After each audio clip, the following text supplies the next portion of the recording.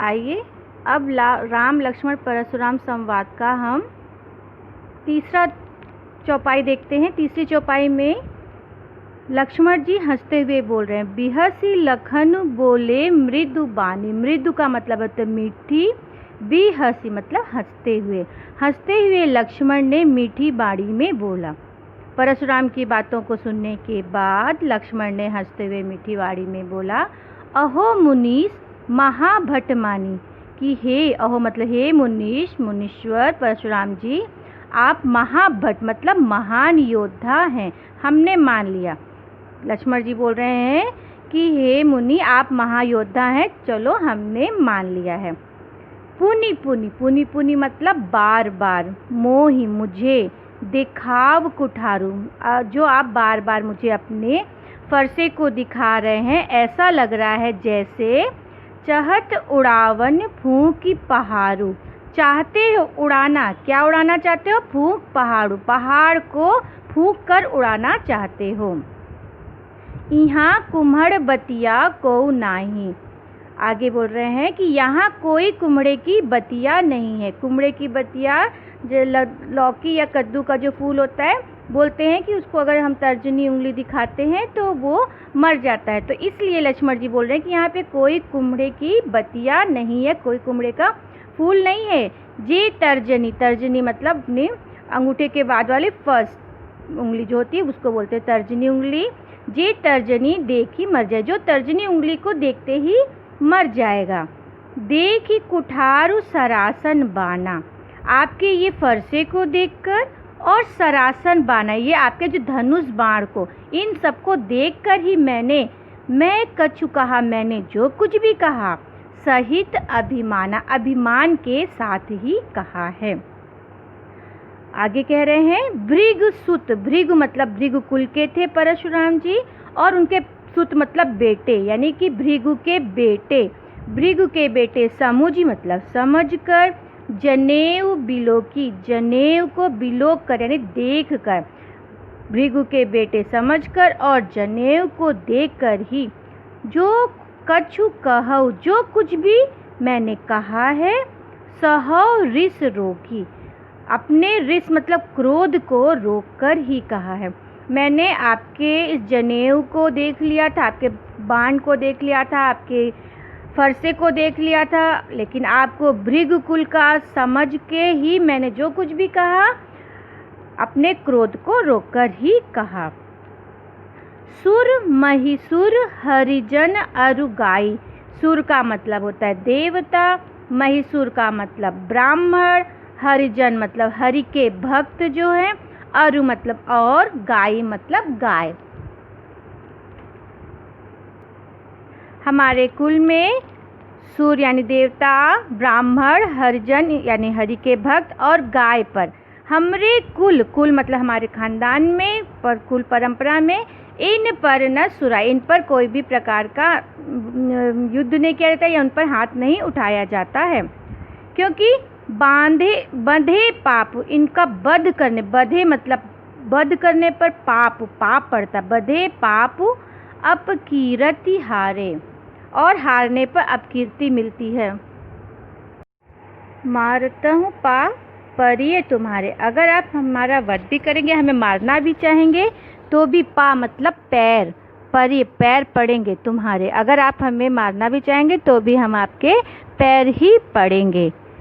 कोटि कुलिस सम बचन तुम्हारा, आगे लक्ष्मण जी बोलते हैं परशुराम को, क्या बोल रहे हैं कि कोटि मतलब करोड़ों, कुलिस मतलब कठोर, करोड़ों कठोर वज्र के समान, सम मतलब समान, वचन तुम्हारा, वचन है तुम्हारा, कैसे है? करोड़ों कठोर वज्र के समान तुम्हारा वचन, एक तरह से व्यंग कर रहे हैं। व्यर्थ धरहूँ धनु बाण कुठारा, आप व्यर्थ ही बिना कारण के ही धरहूँ धरे हैं, रखे हैं, धनु मतलब धनुष, बाण मतलब बाण, और कुठारा मतलब उनका जो फरसा होता था वो। तो लक्ष्मण जी उनको कह रहे हैं कि आपके वचन ही बहुत ही कठोर हैं, करोड़ों वज्र के समान कठोर वचन ही है, आप उसी से किसी को भी घायल कर सकते हैं। आपने तो ये धनुष बाण और फरसा तो व्यर्थ ही फालतू ही लेकर रखा है। आगे कहते हैं, जो बिलो की अनुचित कहूँ क्षमऊ महामुनि धीर। यहाँ पे चौपाई के बाद जब दोहा आ रहा है उसमें कह रहे हैं कि अगर मैंने कुछ अनुचित, जो कुछ भी अगर मैंने अनुचित कह दिया है तो क्षमा करिएगा। महामुनि धीर, हे धीरवान महामुनि यानी परशुराम जी, मुझे क्षमा कर दीजिएगा। अगर मैंने कुछ भी देखकर, बिलोक मतलब देखकर, कुछ भी अनुचित कह दिया है तो मुझे माफ़ कर दीजिएगा। सुनि सरोस भृग बंस मणि, बोले गिरा गंभीर। इस बात को सुनकर सरोस, रोष मतलब क्रोध, स मतलब साथ, स उपसर्ग लगा ना रोष में, तो उपसर्ग में का अर्थ ये हो जा रहा है कि क्रोध के साथ। सुनकर क्रोध के साथ भृगु वंश मणि, भृगु वंश के मणि के समान यानी परशुराम, मणि के समान यानी परशुराम के लिए कहा गया है। भृगु वंश मणि बोले गिरा गंभीर, बहुत ही गंभीर वाणी में बोले। अब इसके बाद हम चौथा देखते हैं। कौशिक सुनहु मंद येहु बालक। कौशिक मतलब विश्वामित्र के लिए यहाँ पे ये प्रयोग किया गया है कौशिक शब्द, कि सुनो ये बालक थोड़ा मंद है, कम अक्ल का है। कुटिल काल बस निज कुल घालक, ये इस समय काल के, कुटिल काल के वश में है। काल बस मतलब काल के वश में है। निज कुल घालक, और अपने ही कुल का घात करने वाला है, यानी अपने ही कुल का संहार करने वाला है। भानुवंश राकेश कलंको, भानुवंश यानी सूर्य के वंश का होने के बावजूद भी ये राकेश पर कलंकु यानी चंद्रमा पर कलंक के समान है। निपट निरंकुश अबुध असंकु, यह निरंकुश यानी किसी के अंकुश में नहीं है और थोड़ा सा नासमझ भी है। पूरी तरह से ये निरंकुश है और बिल्कुल भी समझदार नहीं है। काल कवल हुई ही क्षण माही, क्षण माही मतलब क्षण मात्र में, क्षण माही। काल कवल, काल के वश में हो जाए, काल कवलित हो जाएगा यानी कि काल के वश में यानी मृत्यु को प्राप्त हो जाएगा। कैसे? क्षण में ही। कहो पुकारी खोरी मोहि नाई, मैं बार बार आपको पुकार कर कह रहा हूँ, इसमें मेरा कोई भी खोरी मतलब दोष, मेरा फिर कोई भी दोष नहीं होगा। तुम हट कहूँ जो चाहूँ उबारा, अगर तुम इसे बचाना चाहते हो तो हट कहूँ यहाँ से हटा दो। जो मतलब जो, चाहूँ मतलब चाहते, उबारना बचाना चाहते हो। अगर तुम इसे बचाना चाहते हो तो इसे अभी मेरे सामने से हट को हटा दो। कही प्रताप बलु रोसु हमारा, कैसे हटा के? कह के, क्या कह के? प्रताप मतलब प्रताप, मेरा प्रताप बताओ, बल मेरा बल बताओ, मेरा क्रोध, रोष मतलब क्रोध, ये हमारे क्वालिटी यानी हमारे गुणों को, ये सारी चीज़ों को बताकर इसे मेरे सामने से अब भी हटा दो। आगे कह रहे हैं अब लक्ष्मण जी, लखन कहे मुनि सुजसु तुम्हारा। लखन जी कह रहे हैं कि मुनि सुजसु यानी यश आपका, आपका यश, सुजसु यश तुम्हारा, तुम्हारा यश। लक्ष्मण जी कह रहे हैं कि हे मुनि, आपका जो यश है तुम ही अक्षत मतलब अनेकों बार, अक्षत को बरने पारा, खुद ही अपने आप ही कई बार वर्णन, बरने पारा मतलब वर्णन कर चुके हो। आपने अपने पराक्रम के बारे में कई बार खुद ही बता दिया है। अपने मुंह तुम आपन करनी, अपने मुंह से ही, मुंह मतलब मुंह से, तुम मतलब तुम, आपन मतलब अपनी करनी, अपने मुंह से ही तुमने अपनी करनी बता दी है। बार अनेक भांति बहुबरनी, बार अनेक, अनेकों बार, अनेकों भांति से कई बार बरनी मतलब वर्णन कर चुके, यानी अपनी यश गाथा आपने वर्णन अपने आप ही कर दिया है, वो भी एक बार नहीं कईयों बार। आगे कह रहे नहीं संतोष, अगर आपको इतने पर भी संतोष नहीं है तो पुनि कछु कहूँ, तो फिर से कुछ कहिए।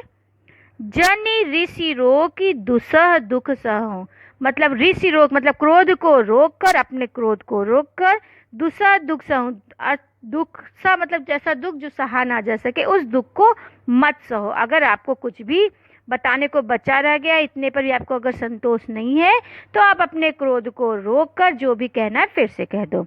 वीरवती तुम धीर अक्षोभा। आप वीरवान हैं, धैर्यवान हैं और आपको शोभायमान नहीं दे रहा। क्या? गारी देत न पावो शोभा। आप गाली देते हुए शोभायमान नहीं हो रहे हैं, क्योंकि आप वीरता का व्रत धारण करने वाले हैं, शोभ से रहित हैं, धैर्यवान हैं। इतने गुण होने के बावजूद अगर आप गाली दे रहे हैं तो आप गाली देते हुए बिल्कुल भी शोभायमान या अच्छे नहीं लग रहे हैं।